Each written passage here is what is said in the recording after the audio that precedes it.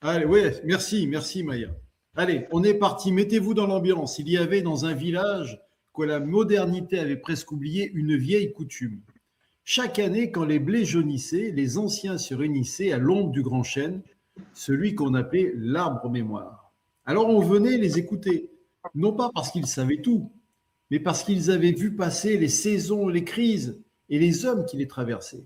Et puis cette année-là, il y a un jeune du village qui va les trouver inquiets et qui dit: les étables se vident, on nous parle de maladies, de vaccins obligatoires, de troupeaux qu'on abat même quand ils sont protégés, on nous parle de paperasse, de contraintes, de règles qui changent chaque saison.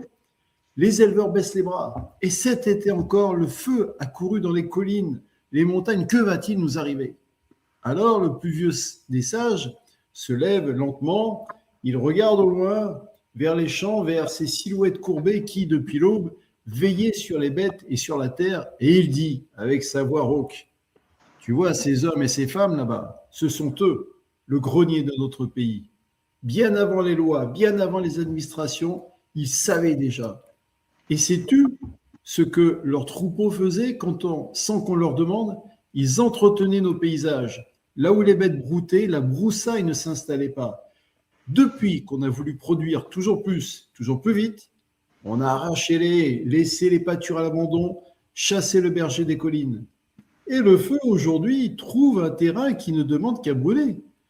On a cru gagner du rendement, on a perdu des gardiens, des bienveilleurs. Et puis, il y a un deuxième sage qui prend la parole et il dit: mais pendant que nos éleveurs plient sous les contraintes, d'autres s'activent dans l'ombre.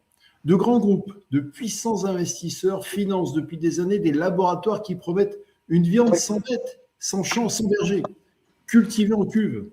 Des rapports d'intelligence économique ont mis au jour ce lobby à Bruxelles.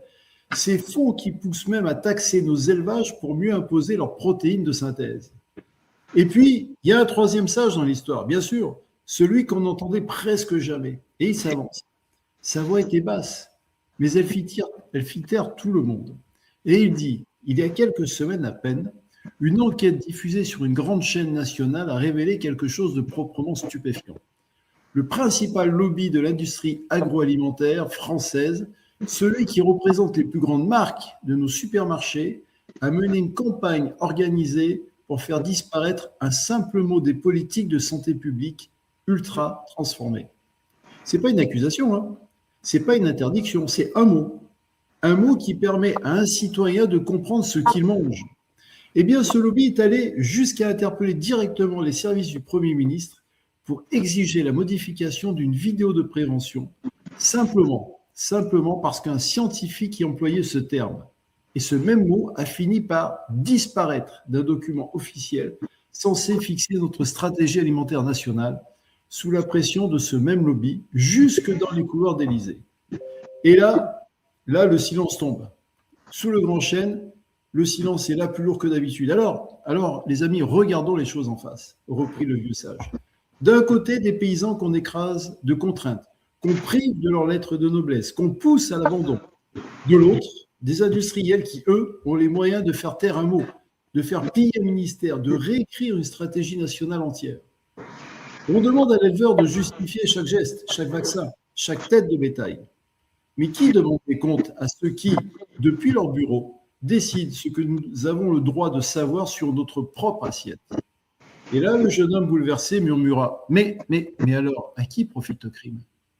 Alors le vieux sage le regarde longuement. Pose-toi la question chaque fois que tu passes devant un rayon de supermarché, chaque fois qu'on te dit qu'un mot est trop anxiogène pour être prononcé, chaque fois qu'un éleveur baisse les bras pendant qu'un actionnaire, lui, ne recule jamais. Il y a près de 2500 ans, un homme du nom d'Hippocrate disait que notre alimentation devait être notre meilleur médicament. Il n'a jamais parlé d'éprouvettes, ni de mots interdits, ni de lobby. Il parlait de ce qui pousse, de ce qui broute, de ce qui vit, de ce qui est vrai. Rendons à nos éleveurs leur lettre de noblesse, car ce sont eux les vrais gardiens de notre santé, de nos paysages et de notre vérité. Un pays qui laisse nourrir ceux qui le nourrissent, pour protéger ceux qui ne le nourrissent pas, finit toujours par payer le prix fort. Le silence retomba sous le grand chêne, et ce jour-là, quelque chose avait changé dans le regard du jeune homme. Il avait compris. que les grands gardiens de notre santé ne portaient pas de blouse blanche ni de sarraux de laboratoire, mais des bottes couvertes de terre, et que le silence parfois se vend très cher.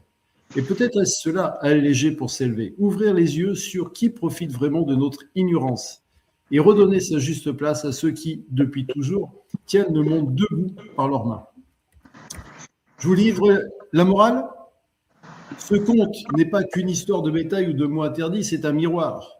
Car avant de changer le monde autour de nous, il faut d'abord regarder ce que l'on accepte de voir ou de ne pas voir. Le jeune homme sous le chêne a d'abord cru que la solution viendrait de l'extérieur. Une une décision, un coupable désigné. Mais la vraie bascule s'est produite quand son regard a changé.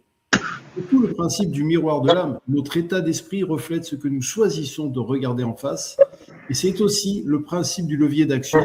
Une fois qu'on voit clairement, on trouve toujours où poser la main pour agir, même à notre petite échelle. Voilà les amis que je voulais placer. Cette chronique adaptée, à mon sens, à l'ère du temps.